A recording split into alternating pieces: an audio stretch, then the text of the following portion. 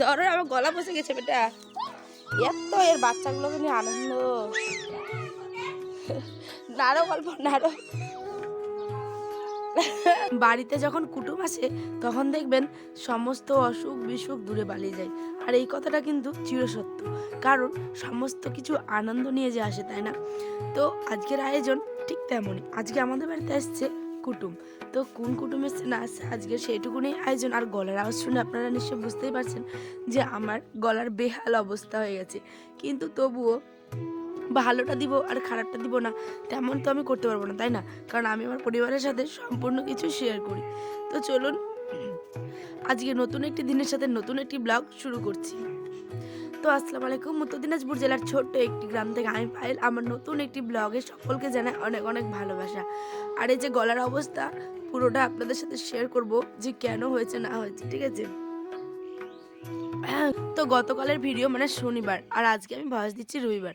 তো আমাদের ভুট্টা জমিতে হচ্ছে গিয়ে স্প্রে করবে, মানে সার দিবে হয়তো, সেই জন্যে একজন দাদাকে আয়নার আব্বা ডেকেছিল। তো সকালবেলা উঠেই ওর মানে রুটি খাওয়ার ইচ্ছে হয়েছে, তো রুটি আর আলু ভাজা। এই যে বেলনটা দেখছেন, এটা আমাকে মা দিয়েছিল জানেন। তো এটা হচ্ছে গিয়ে মার্বেলের।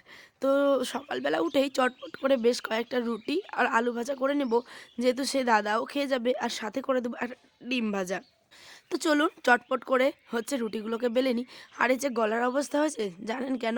কারণ গতকাল বা মানে তার আগের দিনগুলোতে আয়নের সাথে সাথে আমাকেও লেগেছে প্রচণ্ড পরিমাণে ঠান্ডা জানেন।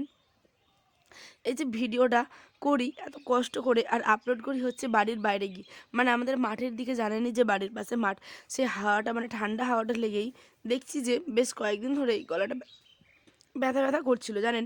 এই যে এখন ভয়েস দিচ্ছি মনে হচ্ছে পুরো গলাটা মানে শুকিয়ে যাচ্ছে একদম। কিন্তু আমার কষ্ট হলেও আমি আপনাদের সাথে আমার সমস্ত কিছুই শেয়ার করব, তাই না? কারণ আপনাদের যে আমি বড্ড ভালোবাসি, আর নিজের লোকের কাছে কিসের লজ্জা, আমার গলা এরম হোক বা আমার গলাটা ভালোই থাকুক, তাই না? আপনাদেরও তো এরম মানে হয়েই থাকে হয়তো মাঝে মধ্যে। তো চলুন, হয়তো ভাববেন যে জ্ঞান দিচ্ছি, কিন্তু না, এটাই বাস্তব। আমি সমস্ত কিছুই যখন শেয়ার করি, তাই আমার অসুস্থ, আমার সুখ দুঃখ সমস্তটাই আপনাদেরকে নিয়ে, মানে একটা পরিবারের সাথে গল্প করা তো যেতেই পারে, তাই না? তো ওই যে সেই দাদাভাই তো খেয়ে দিয়ে চলে গেছে, আর এদিকে আবার চটপটে রান্না বসিয়ে দিচ্ছি। তিনি নাকি মাছ মাংস কিছু খাবেন না, মানে সবজিই খাবেন। তাই ভাবলাম চলুন একটু মুগের ডাল করে নিই, আর সাথে করব বাঁধাকপির ঘন্ট, মানে বাঁধাকপি মটরশুঁটি গাজর আলু সমস্ত কিছু দিয়ে। আর সাথে করে নেব হচ্ছে মানে কি বলে এটা, পাঁপড় ভাজা। আর এই এত এত অসুস্থতার মধ্যেই হঠাৎ করে মেহমান আসলো একটি বিশেষ কারণে। তো সম্পূর্ণটাই মানে দেখবেন। এই যে দেখেন, তার আগে হচ্ছে ডালটা ফুটে গেছে, মানে ডালটাকেও ফোড়নে দিয়ে দিয়েছি, আর এদিকে বসিয়ে দেবো হচ্ছে এখন বাঁধাকপি। তো সেই জন্য বাঁধাকপিতে জাস্ট শুকনো কি বলে কাঁচা লঙ্কা আর হচ্ছে গিয়ে গোটা জিরে ফোড়ন দিয়েই আমি কিন্তু বাঁধাকপিগুলোকে বেশ ভালো মতো করে ধুয়ে নিয়েছি একটা বড় বালতিতে করে, জানেন। তার মধ্যে আয়ান সোনার পড়েছে হচ্ছে গিয়ে ছাগলের যে দুইখানা ছানা হয়েছে, মানে নতুন আমাদের বাড়িতে যে বলেছিলাম গত ভিডিওগুলোতে আর কি, যে আয়ানের ছোট্ট ছোট্ট মানে খেলার বন্ধু চলে এসছে আর কি। সেই জন্য ছাগলের যে বাচ্চা হয়েছে সেগুলোকে নিয়ে এসে মানে বেজায় খুশি। তো চলুন এখানটায় ফোড়নে দেওয়ার পরেই বাঁধাকপি তারপরে সমস্ত মানে সবজিগুলোকে ভালো মতো করে ধুয়ে তেলের মধ্যে দিয়ে দিচ্ছি। আশা করছি গলাটা কয়েকদিনের মধ্যেই ঠিক হয়ে যাবে। তো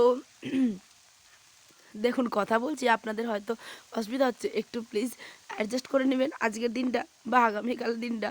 তো কেউ রাগ করেন না প্লিজ, হ্যাঁ, এরমভাবে গলার আওয়াজ শুনতে পাচ্ছেন বলে। তো চলুন সবজিটাকে এখানে ভালো মতো করে বসিয়ে দিই। আর এবার একদম সব থেকে লো ফ্লেমে দিয়ে চলে যাব হচ্ছে আয়নকে স্নান করাতে, জানেন।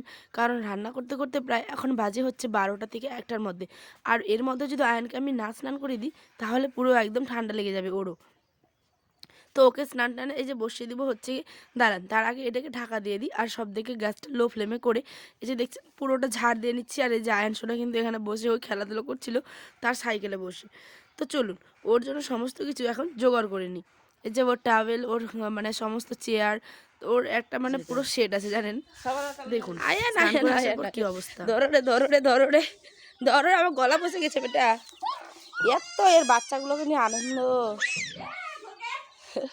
নাড়ো গল্প নাড়ো। হাঁস পাবনি পাশে, জানেন এত গলাটা ব্যথা করছে। ছাড়ো ছাড়ো। তো ওর দুষ্টুমি দেখে আপনারাও হাসবেন না কি মনে করবেন আল্লাহ জানে। দেখুন ওর এত প্রিয় এই দুটো ছানা যে কি বলবো, ওকে ওই কোলে নিবে, আদর করবে, ওদেরকে চটকাবে, ওকে বিছানায় নিয়ে এসে ঘুমাবে, এরম বোঝে লাস্টে ওর দাদু স্নানটা কেড়ে নিয়েছে এখানে এই জানেন। মুহূর্তে সমস্ত কাজগুলো সারা হলো, এখন খালি জাস্ট স্নানটা করে আসলাম।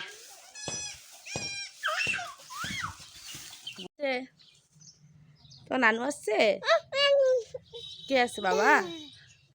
আহ,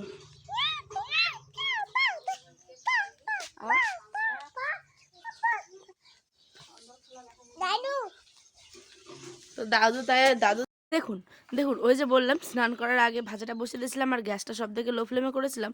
তারপরে দিয়ে দিলাম হচ্ছে মিট মশলা, মানে বাঁধাকপির তরকারিটাতে মিট মশলা দিলে একটু ভালো নাকি ফ্লেভার আসে, সেই জন্য। আর আয়ন এখানে অনবরত দুষ্টুমি করছিল আমার সাথে।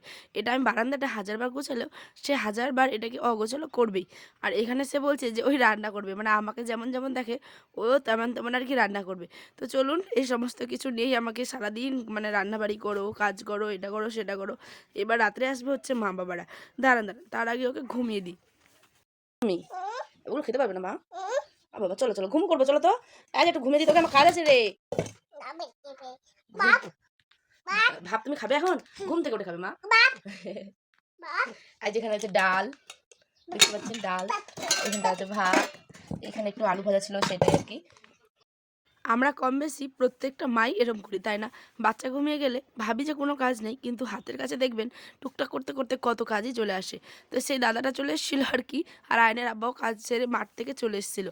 সেই জন্য ওদের ডিম ভাজা দিয়ে সমস্ত কিছু খাবার দিয়ে দিলাম। তারপরে তারা বেরিয়ে গেল।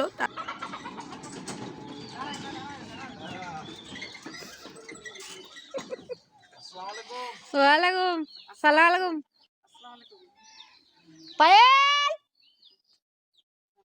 ও পায়েল, মেল বন্ধ করবে পারিম নাই, গেট বন্ধ করে দিও।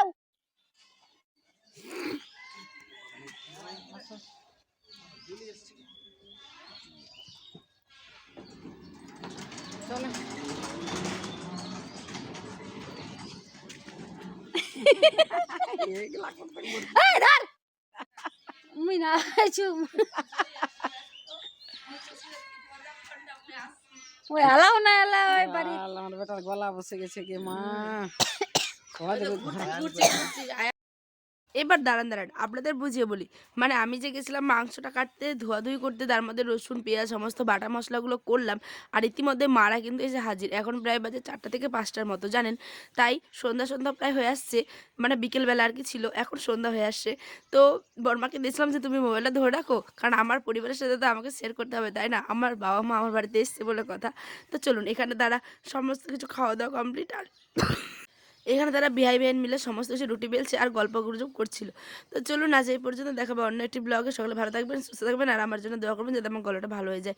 তো টাটা, আল্লাহ হাফেজ, সকলে ভালো থাকবেন।